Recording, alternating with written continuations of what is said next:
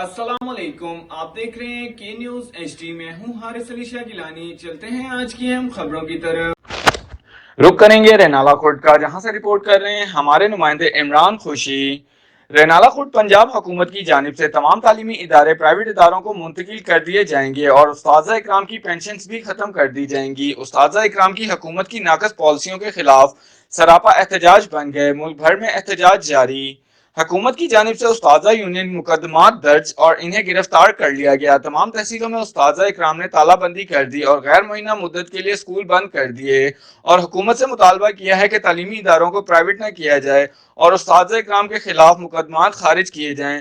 सौतेली माँ जैसा सलूक न किया जाए। गरीब बच्चे, यतीम, मस्कीन प्राइवेट स्कूल होने की वजह से तालीम जारी न रख सकेंगे। हुकूमत को चाहिए होश के नाखून लें। मजीद खबरों और अपडेट्स के लिए हमारे साथ रहिएगा। तब तक के लिए अपना ख्याल रखिएगा। अल्लाह हाफिज।